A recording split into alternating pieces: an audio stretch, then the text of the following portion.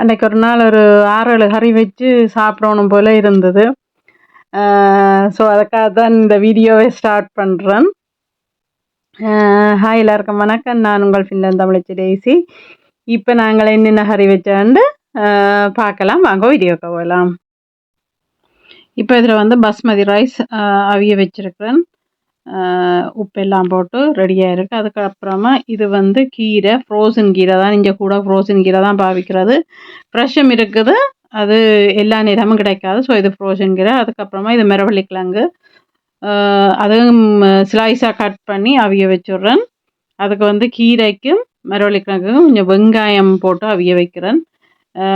பச்சை மிளகாய் எதுவுமே போடையில்லை, என்னோட நான் தாளித்து போட போகிறதால போடையில்லை. ஸோ இதில் வந்து மரவள்ளிக்கிழங்குக்கு உப்பை போட்டுட்டு அவிய வைக்கிறோம். அதே போல் கீரைக்கும் சேம் தான். உப்பை போட்டு ரெண்டையும் அவிய வைக்கிறோம். மரவள்ளிக்கிழங்குக்கு நாங்கள் வந்து கொஞ்சம் கறி பவுடர் போட்டுட்டு ரெண்டையும் அதே அவிய வச்சிடலாம். ஸோ இப்போ கீரையும் அவிஞ்சு கொண்டு இருக்குது. எல்லாம் குக்கர் எல்லாம் ஆன் பண்ணி இப்போ அவிஞ்சு கொண்டு இருக்கு. மரவள்ளிக்கிழங்கு நீங்கள் கொஞ்சம் மூடி வைக்க வேணும். ஏனெண்டா அதில் அந்த தூள் வாசனை போகிறதுக்காக மூடி வச்சு தான் அவிக்க வேணும். இப்போ ரைஸ் அவிஞ்சிட்டது, அதை வைக்காச்சு. இன்னொரு சட்டியில் பீட்ரூட் வைக்க போகிறேன். அதோட கீரையும் கொஞ்சம் மசிச்சு விட்டுடலாம். கீரை நான் எப்போவுமே கொஞ்சம் தக்காளியும் உள்ளியும் கொஞ்சம் சேர்த்து அவிய போடணும். அது கொஞ்சம் அந்த கீரை வந்து ஃப்ரோசன் எடுபட்ட அப்புறம் தான் நான் தக்காளி போட்டு அவிய வச்சுட்டு திரும்பவும் அதை மூடிட்டுடலாம். இப்போ இதில் வந்து கோகோனட் ஆயில் தான் எடுத்துருக்கிறேன். அது கொஞ்சம் அந்த இறுக்கமாக தான் இருக்கும். ஸோ அதனால் அதை எடுத்து இப்போ இந்த பீட்ரூட் கறிக்காக நான் கோகோனட் ஆயில் மெல்ட் ஆன உடனே கடுகு, பெருஞ்சீரகம், அதாவது சோம்பு, கறிவேப்பிலை, மிளகாய் எல்லாம் போட்டு இப்போ கொஞ்சம் வெங்காயம் போட்டு இப்போ தாளித்து எடுத்துடலாம். அதை கொஞ்சம் இந்த ஸ்டேஜுக்கு வந்த அப்புறமா நான் பீட்ரூட் எல்லாம் நீட்டாக கட் பண்ணி வச்சுருக்கிறேன். ஸோ அதை வந்து இப்போ இதில் வதக்கிடலாம். ஆனால் பீட்ரூட் வைக்க கொஞ்சம் லேட் ஆகும். அது அவிய நேரஞ்செல்லும். நேரடியாக அவியல் கறி மாதிரி வைக்கிறோன்னா கண்ண நேரஞ்செல்லம் அவிய. ஸோ ஒயிலில் கொஞ்சம் போட்டு வைக்க கொஞ்சம் ஈஸியாக இருக்கும், நல்லா சாஃப்டாக இருக்கும். ஸோ அதுக்கு உப்பும் மிளகாத்தூளும் போட்டு கொஞ்சம் மிளகாத்தூள் தான் நான் போடுறேன். அதை வந்து இப்போ நல்லா மிக்ஸ் பண்ணி வதக்கி வச்சுட்டு இப்போ அதை வந்து நாங்கள் மூடி விட்டுடலாம். இப்போ ஸோ சேம் டைம் வந்து கீரை திறந்து பார்த்தா அது கொஞ்சம் நல்லா அவிஞ்சு வந்துட்டு ஓரளவு கீரை கன நேரம் செல்லாது. ஏனெண்டா எல்லாமே கட் பண்ணபடி தான் அந்த ஃப்ரோசனாக வர்றது. ஸோ அதுக்கு வந்து நான் கொஞ்சம் கோகோனட் மில்க் விட்டுறேன். அதுக்கு உங்களோட டேஸ்ட்டுக்கு ஏற்ற மாதிரியே உப்பு எல்லாமே உங்களோட டேஸ்ட்டுக்கு ஏற்ற மாதிரியே போட்டுடுங்க. ஸோ கோகோனட் மில்க் போட்டுட்டு அதை வந்து மிக்ஸ் பண்ணிவிட்டு ஒரு கொஞ்சம் நேரம் அதை இப்போ அவிய விட்டுடலாம்.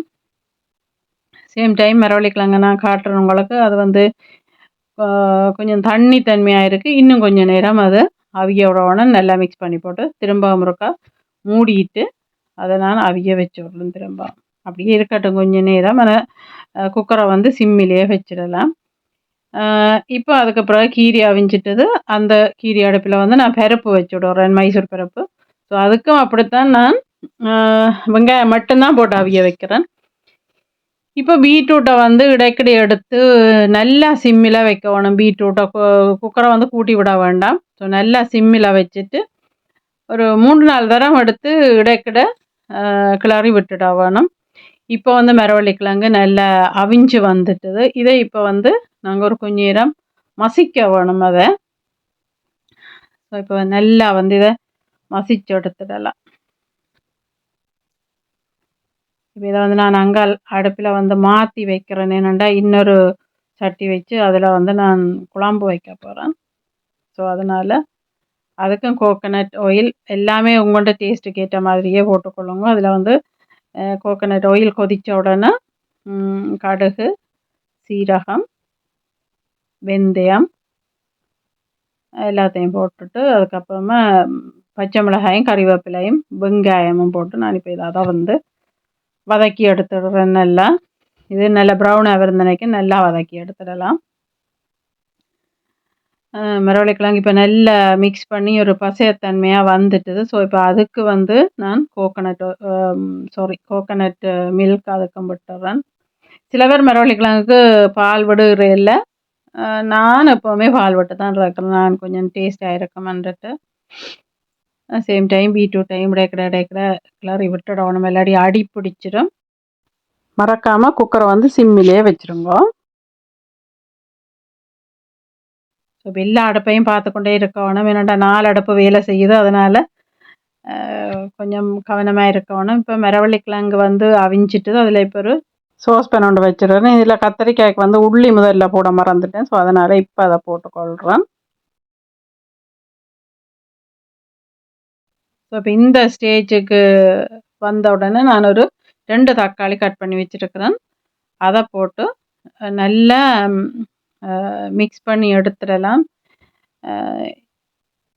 ஸோ அதுக்கு பிறகு பருப்பும் கொஞ்சம் அவிஞ்சு கொண்டு வந்துட்டுது, இன்னும் கொஞ்சம் நேரம் அவியட்டு.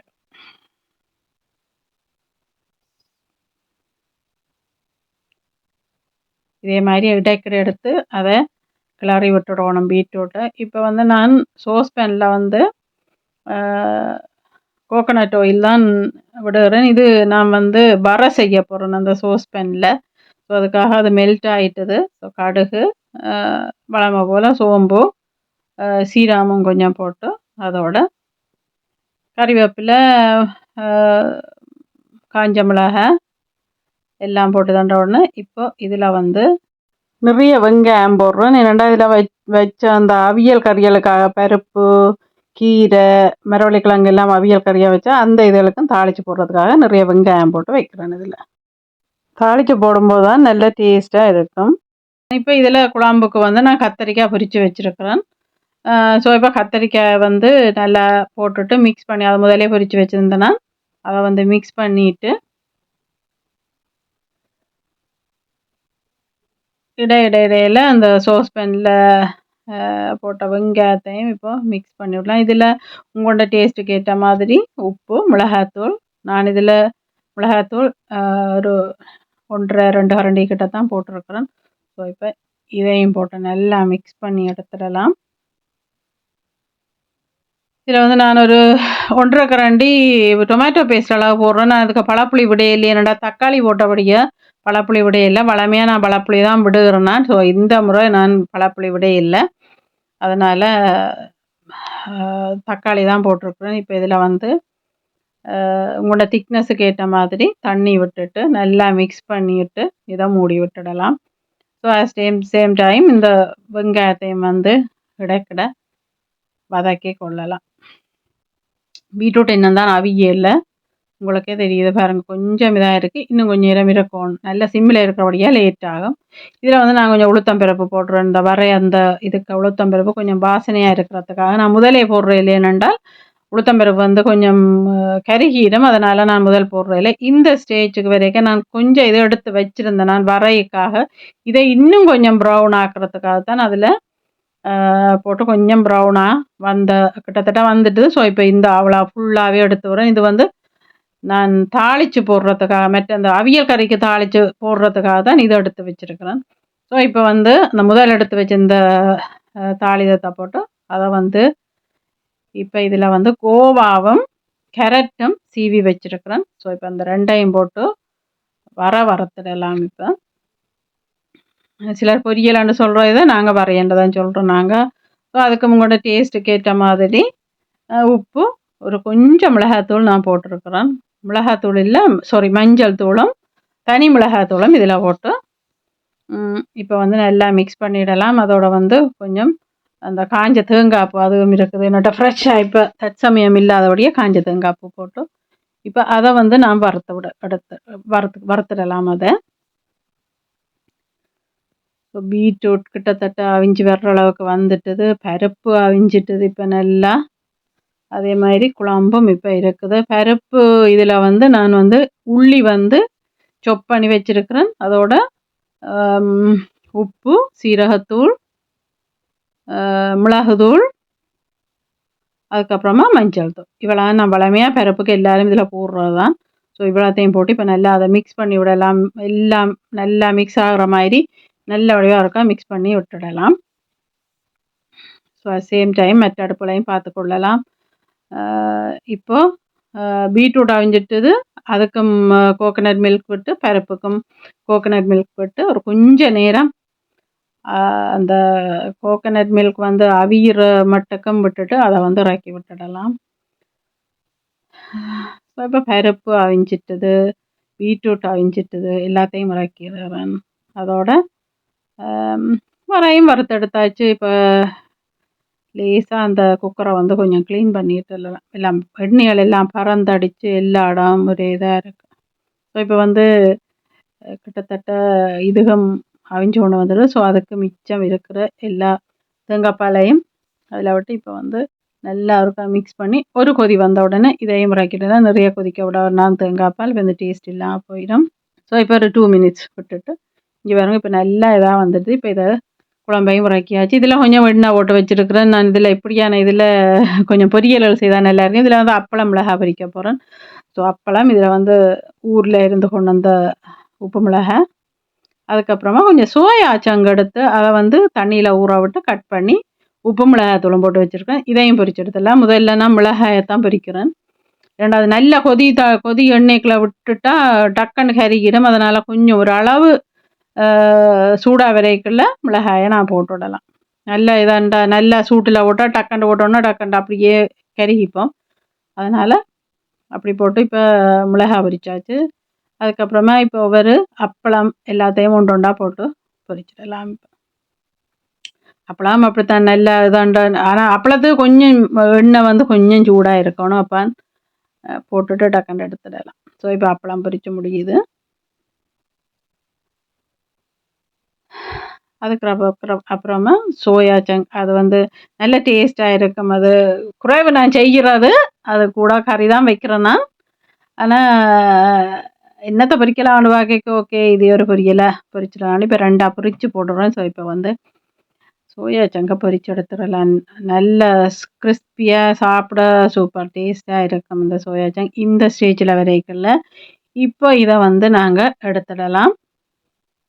அதே மாதிரி மிச்சம் இருக்கிற 2 தரம் பொரிக்கிறது கொண்டு வச்சுருக்கிறேன். ஸோ அதையும் போட்டு இப்போ பொரித்து எடுத்துடலாம். அதையும் இப்போ எல்லாமே பொரித்து முடிஞ்சது. சோயா சங்க் எல்லாம் பொரியல் அதெல்லாம் இப்போ பாருங்க எல்லாம் லைனில் இருக்கிற ரைஸ் எடுத்து வச்சுருக்கிறேன். இஞ்சால எல்லாத்துக்கும் அந்த தாளிச்சை இதெல்லாம் மேலே போட்டு வச்சுருக்கிறேன். அந்த மேலுக்கு போட்டு அது டேஸ்ட்டாக இருக்கும். தாளிச்சா தான் கொஞ்சம் டேஸ்ட்டாக இருக்கும். இப்போ வந்து மிச்சத்தையும் பார்த்துடலாம்.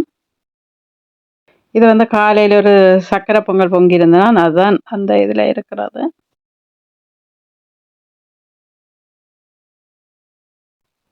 இப்போ எல்லாம் பிளேட்டில் சர்வ் பண்ணிடலாம். இப்போ முதல்ல வந்து நான் ரைஸ் போடுறேன். அதுக்கப்புறம் அது கீரை, மரவள்ளிக்கிழங்கு, பருப்பு, கத்தரிக்காய் கறி, கோவா கேரட் வரை, பீட்ரூட், அப்புறம் அப்பளம் மிளகாய் பொரியல் அண்டு சோயா சங்க் பொரியல். இப்போது இந்த ரைஸை நான் சாப்பிட போகிறேன். ஒரு விருந்து சாப்பாடு மாதிரி. ஸோ உங்களுக்கும் எப்பெல்லாம் டைம் கிடைக்குதோ நீங்களும் குழந்தைகளோட செய்து இதை சாப்பிடுங்க. இப்போ வந்து இந்த வீடியோவும் இந்த விருந்து சாப்பாடும் உங்களை எல்லாருக்கும் பிடிச்சிருக்குன்னு நினைக்கிறேன். மறக்காமல் சப்ஸ்கிரைப் பண்ணி பெல் பட்டனையும் அழுத்துங்க. அதோட லைக் பண்ணி கமெண்ட் பண்ணி ஷேர் பண்ணுங்க. நன்றி, வணக்கம். உங்கள் டெய்சி.